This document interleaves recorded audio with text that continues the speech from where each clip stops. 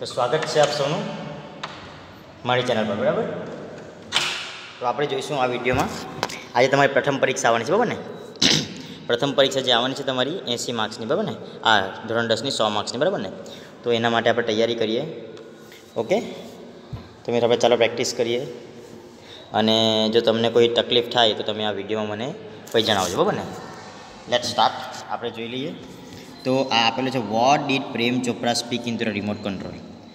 Vote did Prem Chopra speak into the remote control. Prem Chopra શું બોલે છે રિમોટ કંટ્રોલ, બરાબર ને. ઓકે, તો અહીંયા આપણને આન્સર ખબર જ છે કે પ્રેમ ચોપરા સ્પોક. શું બોલે છે? Prem Chopra spoke into the remote control softly and clearly that pick up a necklace and hide. શું બોલે છે? pick up a necklace and hide. Who followed Prem Chopra? પ્રેમ ચોપરાને કોણ ફોલો કરે છે ને હાઉ? ઓકે, કોણ ફોલો કરે છે? ઓકે, તો Ram Singh. Who followed Prem Chopra how? તો Ram Singh 070 followed Prem Chopra like a faithful dog. Okay, આવી રીતે આન્સર આવશે. તો followed like a faithful dog. Next જોઈ લઈએ. When did panchayat pass the resolution? આ સવાલ છે આપણો. When did panchayat pass the resolution? તો સમય આપવાનો છે. તો panchayat pass the resolution in 2008. ઓકે, when did the panchayat pass the resolution? તો panchayat pass the resolution in 2008. Okay, next. How was the money collected? Money કેવી રીતે કલેક્ટ થયું, બરાબર ને. પૈસાને કેવી રીતે એ લોકો ભેગું કર્યું. How was the money collected? તો કેવી રીતે? તો soon 11 members team was formed and the team started collecting money from the villagers. Okay, શું છે અહીંયા? everything from the diaper to a worn out slipper આપેલું છે ને, worn out slippers. Okay, next. find the antonym of the word lose. lose એટલે શું? Okay, lose. Okay, we find એટલે મેળવવું. Okay, okay. So who are talking here? who are talking અહીંયા આમાં જોવાનું છે. કોણ વાત કરે છે? તો God and angel. Okay, God and angel are talking here. તો એન્જલ બી અહીંયા આપેલું છે ને, લોર્ડ એટલે ભગવાન, ગોડ. ઓકે, આ લોર્ડ બી તમે લખી શકો.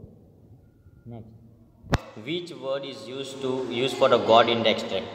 ગોડ માટે કયો શબ્દ વપરાયેલો છે? તો LORD, lord. Okay, next. what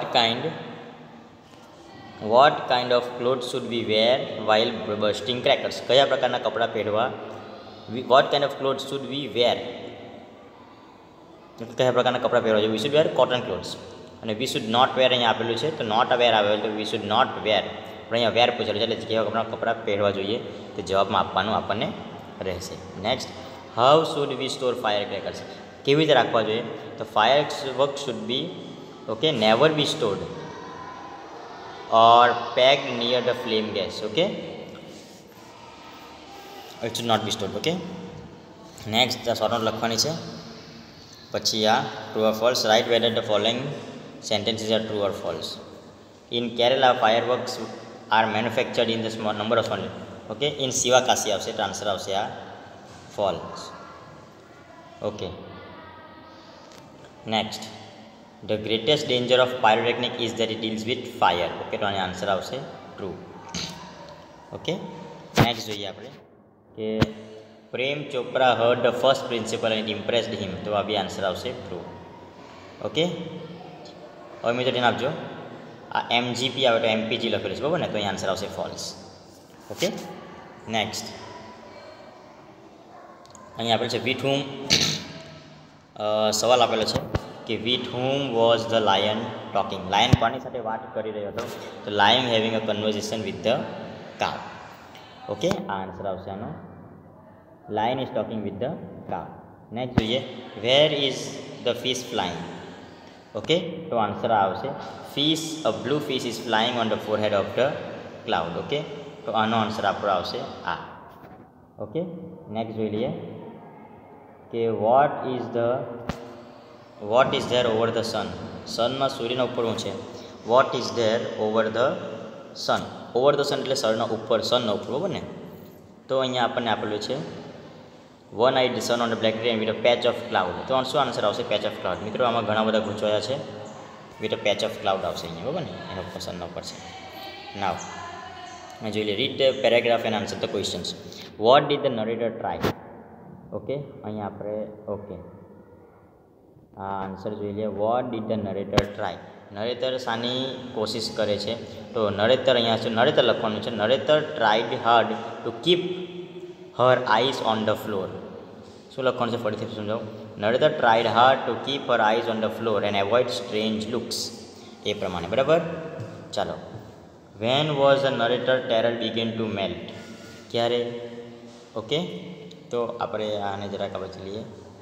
okay, તો આન્સર અહીંયા લખવાનું છે. ઓકે, તો when was the narrator terror began to melt. Okay, તો when the teacher told the narrator, શું લખવાનું છે? When the teacher told her બી લખાય, નરેટર બી લખાય, to sit next to Manisha, her frozen terror began to melt. Okay, which month is indicated in the paragraph. કયો month? તો કયો મહિના આપેલો છે? August. Okay, next. How many boys and girls okay stayed at narrator. કેટલા? તો 35 boys and girls. Okay, next. Stayed at the narrator. Who seem to welcome the narrator. તો Manisha seemed to welcome the narrator. Okay, હવે આ પણ જોવાનું છે. What does the data show. Data શું બતાવે છે? તો ડેટા શોઝ વેધર રિપોર્ટ. આ પ્રમાણે, બરાબર. Which city is the list hot on 25 September. સૌથી ઓછી ગરમ. List hot. ઓકે, ઓછામાં ઓછી ગરમ કઈ છે? તો મિત્રો ઓછામાં ઓછી એટલે લીસ્ટ હોટ. હોટ એટલે આપણે જોવાનું. હોટને શું બતાવે? આ મેક્સિમમ એટલે હોટનેસ બતાવે, બરાબર ને. તો લીસ્ટ હોટ કઈ છે? તો નવસારી. આન્સર શું આવશે? નવસારી. ઓકે, ઓછામાં ઓછી ગરમી છે અહીંયા, બરાબર ને. Okay, how much humidity is there in Valsad in the morning. વલસાડમાં મોર્નિંગમાં કેટલી હ્યુમિડિટી છે? તો 87%. Okay, which two season are equally hot on 25 September. Equally hot. Okay, equal છે, ઇક્વલી હોટ. કેટલી ગરમ? ઇક્વલી હોટ એટલે આવશે આ ભરૂચ એન્ડ બરોડા. ઓકે, બંને સરખી છે તેથી. ઓકે, આ ઇન્ટરવ્યૂ વાંચવાનું છે હવે. આ બહુ ઇમ્પોર્ટન્ટ છે મારા ફ્રેન્ડ્સ, તમને આવડી જશે. ઓકે, સવાલ શું છે આપણો? કે what types of accounts are available in the bank. કયા પ્રકારના એકાઉન્ટ્સ છે? સેવિંગ એકાઉન્ટ્સ, કરંટ એકાઉન્ટ્સ અને રિકરિંગ એકાઉન્ટ્સ. તો 3 types of accounts are available at the bank. That are saving accounts, current account અને recurring account. Next, which bank does mister Rathod want to open his account. કઈ bank સાથે account ખોલવા માંગે છે? તો bank of India. Okay, આપેલું છે બેંકનું નામ સ્ટાર્ટિંગમાં, bank of India. What is mister Rathod. Mister Rathod શું છે? ઓકે, મિસ્ટર રાઠોડ કહે છે I am a government employee. તો mister Rathod is a government employee. Next, okay, how much balance is required for a chequebook.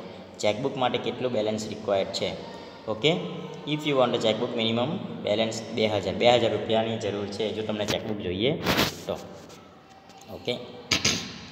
Okay મિત્રો, તમને સમજાતું હશે તો વિડીયોને ગમતો હોય તો લાઈક કરો, શેર કરો અને સબસ્ક્રાઈબ કરો. ઓકે, હવે આ wish you all the best. જે wish you all the best છે તો એમાં શું આવે? તો ડિસ્ક્રાઇબિંગ પ્લેઝન્ટરીઝ આવશે. ઓકે, આમાં pleasantries. Where is your school asked mister Panchal. Mister પર પૂછે છે તો શું આવશે? Describing location.